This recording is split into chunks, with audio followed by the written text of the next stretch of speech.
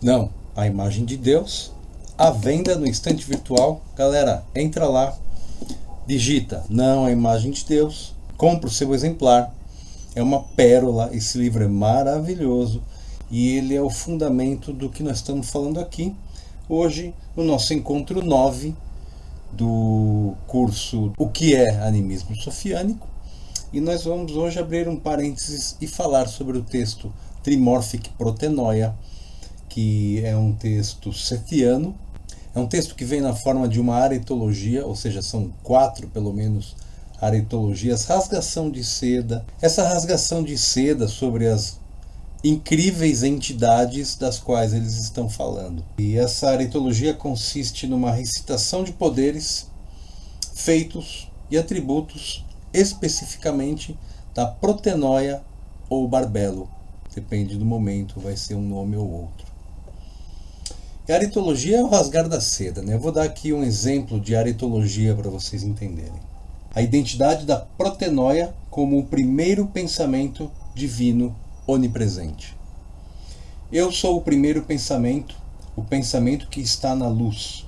Eu sou o movimento que está no todo, ela em quem o todo se firma, o primogênito entre aqueles que vieram a ser. Ela, que existe antes de tudo, é chamada por 3 nomes, embora habite sozinha, pois ela é completa. Sou invisível no pensamento daquele que é invisível, embora eu seja revelada no imensurável e no inefável. Sou incompreensível, habitando no incompreensível, embora me mova em cada criatura. E aqueles que dormem eu desperto. E eu sou a visão daqueles que dormem. Eu sou o invisível dentro do todo. Eu sou o movimento do todo. Estou antes de tudo e sendo tudo, pois estou em todos. Rasga seda, igual eles fazem nos outros textos valentinianos, quando se referem ao originator. Ele é isso, ele é aquilo, é isso mesmo. Esse é o conceito. O Deus dos pagãos, ele não tem essas características do Deus semita. E essas aretologias começam com essa que eu acabei de ler um pedaço, porque ela é longa. E ela, na sequência, tem 3 aretologias. Na primeira aretologia, a Protenoia é a voz divina, mas ainda inarticulada, do primeiro pensamento do espírito invisível, o originator dos Sethians. É uma coisa de audioclarividência, é uma voz que se percebe. E eu vou ler um trechinho aqui. A automanifestação de Protenoia com a voz masculina do primeiro pensamento. Eu sou uma voz que ressoa suavemente. Eu existo desde o primeiro. Eu estou no silêncio que envolve cada um deles. É a voz oculta que está em mim. No incompreensível, incomensurável pensamento. No incomensurável silêncio. Eu desci ao meio do mundo subterrâneo e brilhei sobre as trevas. Eu fiz a água emergir. Estou escondida em águas radiantes e gradualmente fiz o todo radiante pelo meu pensamento. Isso é uma descrição clara da luz orgânica dos mistérios. Estou impregnada de vós. Através de mim vem o conhecimento. Eu habito o inefável e o incognoscível. Eu sou percepção e conhecimento, pronunciando a voz por meio do pensamento. Eu sou a verdadeira voz. Eu ressoo em todos e eles o sabem, pois uma semente está dentro deles. Eu sou o pensamento do Pai e através de mim veio a vós o conhecimento das coisas eternas. Eu existo como pensamento para todos, estando ligado ao pensamento incognoscível e incompreensível.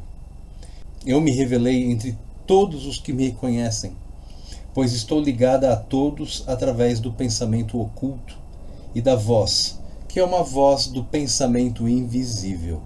Trimorphic Protenoia, senhoras e senhores. A leitura dessa passagem faz muito sentido se tomarmos a restauração do John Lash sobre o mito de Sophia, porque Sophia, um Aeon do pleroma, num determinado momento e por um motivo específico, desce ao reino do caos para dar forma aos seus membros. Existe um fio condutor entre essas duas histórias. No mito, Sophia sai do pleroma para intervir na futura emergência dos propágulos do genoma humano, que no pleroma foram criados e depois expelidos para o quenoma, o reino do caos, dos braços da matéria, como num ato de panspermia dirigida para encontrarem um habitat favorável e emergirem.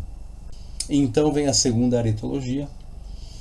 A protenoia aqui é a fala, agora articulada, do pensamento, que desce para intervir no andamento das coisas sob o governo dos poderes malignos, as autoridades ou os arcons, e dar poder aos seus membros caídos, a 10ª estirpe do Anthropos, para que se preparem para a nova era que se aproxima, dando-lhes um espírito ou sopro de vida, dando-lhes confiança, pistis, Sophia.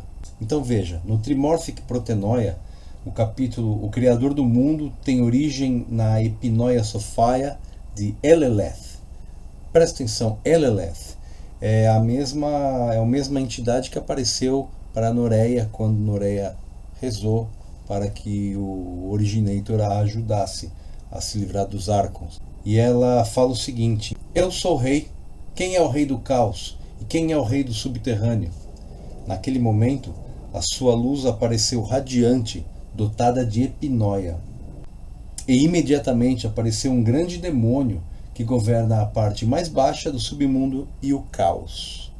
Ele não tem forma nem perfeição, mas tem a forma do esplendor dos que foram concebidos nas trevas. Até os que foram concebidos nas trevas são considerados esplendorosos, porque eles de fato são. Os Arcons não são qualquer coisa. E ele é chamado Sakla, Samael Yaldabaoth, que tomou o poder, que o arrebatou daquela que era inocente, Sophia.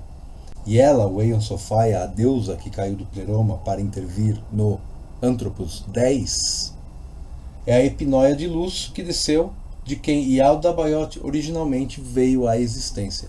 Aqui é aquele fio condutor.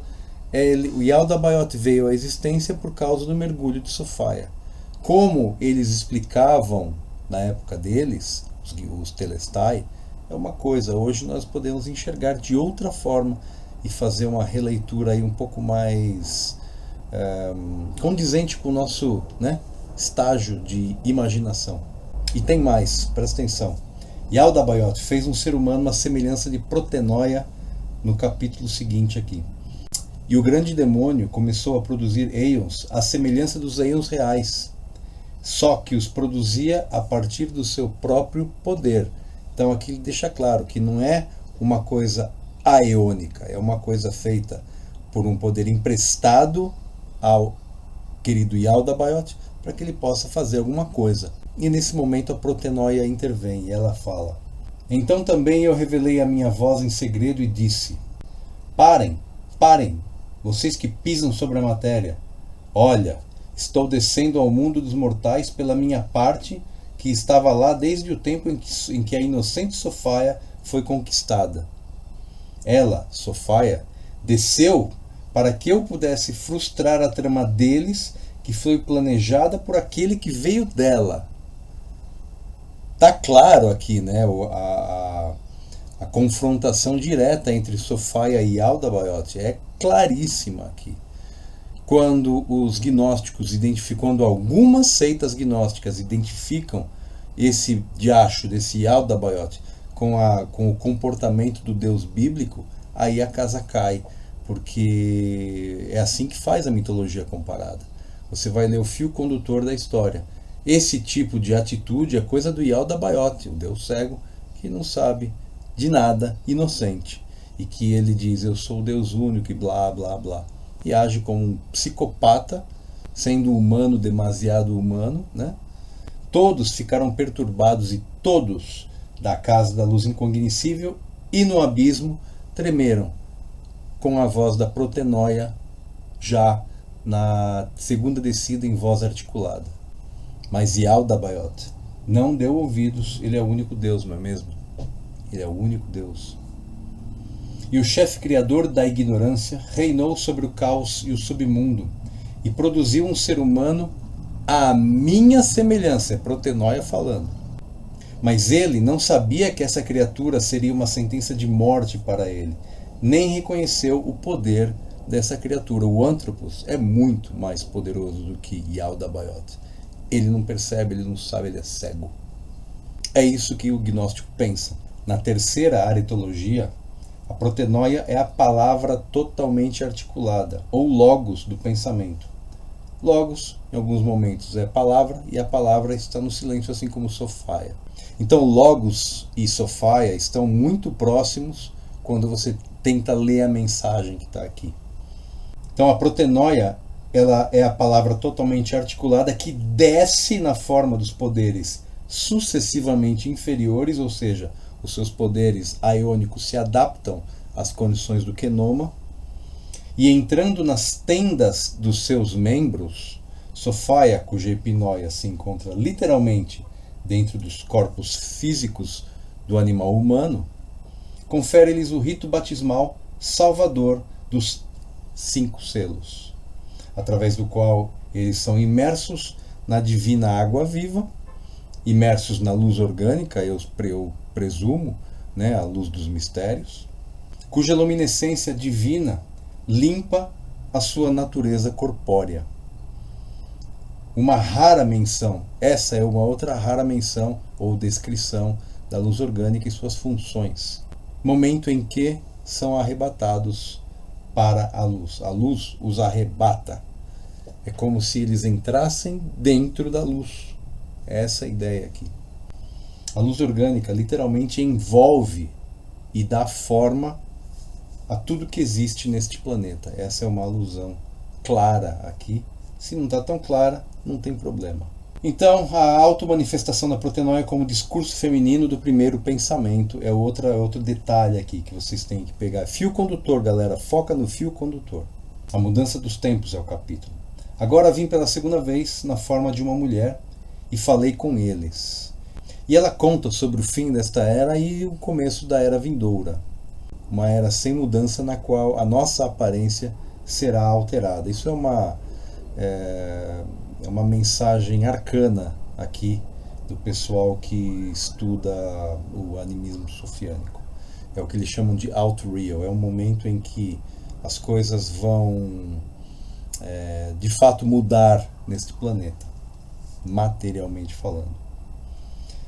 E ela continua: estabeleci-me entre aqueles que são dignos no pensamento do meu Aeon imutável. Digno é aquele que conhece a biografia planetária, a história da deusa caída, o mito de Sophaia. Então tá aí, galera. O fio condutor do mito de Sophaia tá aqui no Nag Hammadi Codes.